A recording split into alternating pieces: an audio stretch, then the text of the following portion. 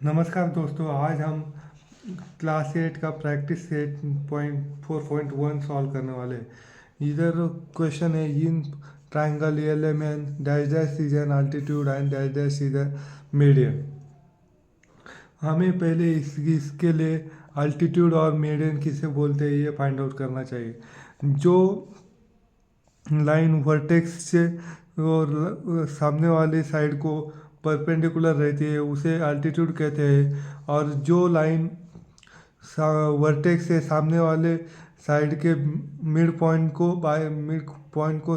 Touch होती है उसे मेडियन कहते हैं।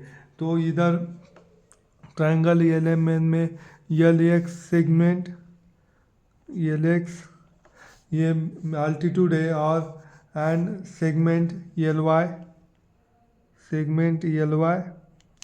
ये मेडियन है।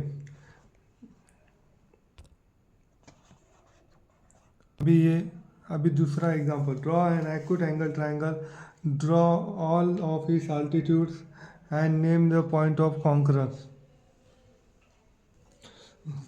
अल्टीट्यूड्स देखो, ये triangle P Q R acute angle draw कर लिया, उसको उसको इस साइड पे परपेंडिकुलर और वर्टेक्स में से जाने वाली लाइन निकाल ली। ये ऐसे सेट स्क्वायर से निकालने का। ये दूसरी लाइन ऐसे निकाली, ये भी सेट स्क्वायर से निकाली, और ये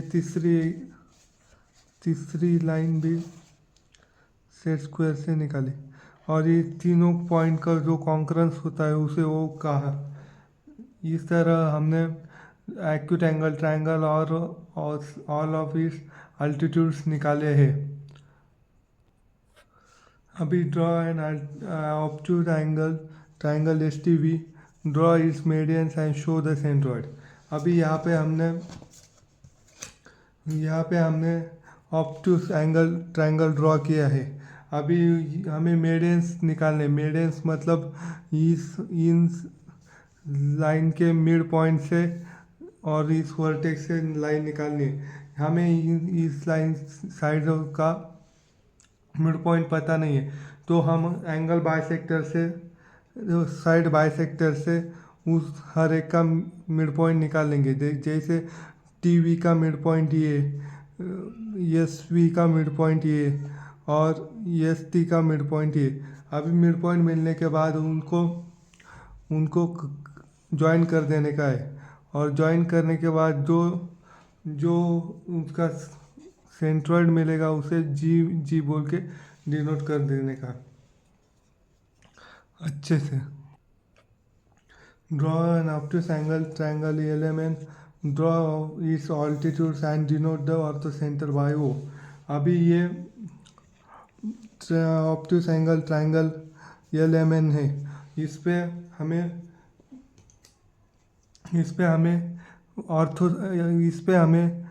ये अल्टीट्यूड्स निकालने हैं। देखो यल में से अल्टीट्यूड, यल पॉइंट यल वर्टेक्स में से अल्टीट्यूड इस साइड पे नहीं आ रहा था, तो हमने साइड एक्सटेंड कर ली ये तक। तो यहाँ पे या ये तक हमने अल्टीट्यूड निकाली। वैसे ही यन से ये ट्रायंगल के बीच में अल्टीट्यूड नहीं आ रही थी, इसलिए इस साइड को भी एक्सटेंड कर लिया और इसका अल्टीट्यूड इधर ला दिया, और इधर इस सेंटर से इस पे अल्टीट्यूड आ रही थी, तो इसमें नहीं कुछ हुआ। हमें पूछा गया है orthocentre by denote orthocentre by O, तो हमें ये सब लाइंस एक्सटेंड करनी पड़ेंगी, और एक्सटेंड करने के बाद जहाँ पर टच होगी उस पॉइंट को वो पॉइंट डिनोट करना पड़ेगा। जैसे कि इधर से ये लाइन यहाँ तक आई, यल में से निकली हुई ये लाइन भी ये इसे होकर इधर आई, बी एम से निकली हुई लाइन भी यहाँ पर ओ पे ऑर्थो सेंटर पे टच हो रही थी। इस तरह हमने ऑब्ट्यूज एंगल ट्रायंगल में अल्टीट्यूड्स ड्रॉ करके उस पर ऑर्थो सेंटर डिनोट किया है। Draw right angle triangle X Y Z, draw its medians and show their point of concurrence by G. अभी यहाँ पे X Y Z right angle triangle निकाला है। अभी हमें भी इन साइड का मिड पॉइंट पता नहीं, वो हमने बाय साइड बाय सेक्टर से निकाला है। ये वाई जेड का मिड पॉइंट ये है, वाई जेड का मिड पॉइंट ये एक्स एक्स जेड के मिड पॉइंट ये बी, और एक्स वाई का मिड पॉइंट ये सी हो गया। और इन तीनों को जोड़ के ये जो मिड पॉइंट आया है उसको पॉइंट ऑफ कॉन्करेंस कहते हैं, उसका हमने जी से डिनोट किया है। इस तरह हमने ये ड्रॉ किया है। चलो अगला गणित। Draw an isosceles triangle. Draw all of its medians and altitudes. Write your observations about their points of concurrence. इस यहाँ बोला है आइसोसेलेस ट्रायंगल। आइसोसेलेस ट्रायंगल मतलब जिसकी दो साइड सेम होती है उसे आइसोसेलेस ट्रायंगल कहते हैं। तो हमने ट्रायंगल निकाला है जिसकी एक साइड 8 सेंटीमीटर और बाकी के दो साइड 10-10 सेंटीमीटर है, उसकी 10-10 सेंटीमीटर है।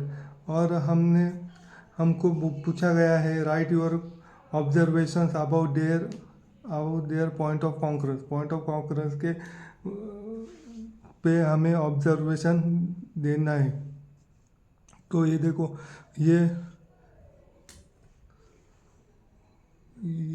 यहाँ पे हमने अल्टीट्यूड्स ड्रॉ कर लिए हैं। देखो ऐसे अल्टीट्यूड ये और अल्टीट्यूड ये भी डिनोट कर लिए, अच्छे से डिनोट कर लिए। और ये और उन तीनों का और ऑर्थो सेंटर वो आ गया है।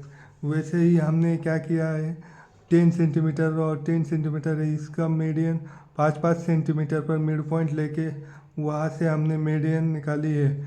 इधर भी 4 सेंटीमीटर से मीडियन निकाली, लेकिन यहाँ की मीडियन और अल्टीट्यूड एक ही साइड एक ही पॉइंट से आई है, इसलिए वो डबल नहीं दिख रही। तो हमारा ऑब्जर्वेशन क्या होगा, the centroid G and orthocentre वो lie on line which is the perpendicular bisector of base BC। इस तरह हमने ये सॉल्व कर दिया। अभी हमें fill in the blanks fill करने हैं। यहाँ पे हमें ये पता होना चाहिए कि centroid divides each median in the ratio 2:1। जो मीडियन है उसको सेंट्रॉइड 2:1 में 2:1 रेशो में डिवाइड करता है। हमें पूछा है पॉइंट जी, बताया point G is the centroid of triangle A B C. First if length R G is equal to 2.5 then length G C is क्या होगी। तो length C G divide by length G R is equal to 2:1। Then length C G divide by 2.5 is equal to 2:1, क्योंकि length R जी बताई गई है हमें। तो length C G is equal to 2 into 2.5 is equal to length G C is equal to 5। इस तरह से हमने लेंथ जी सी फाइंड कर दी है 5। उसके बाद if length B G is equal to 6 then length B Q is equal to what. B G is equal to 6 then B Q is equal to what, पूरा B Q पूछा है। हमें पता है कि 2:1 में मीडियन डिवाइड करता है। Length B G upon length G Q is equal to 2:1। Length B G दिया गया है 6, length B G 6 upon length G Q is equal to 2:1। Length G Q into 2 is equal to 6 into 1। Length G Q is equal to 6/2 is equal to 3।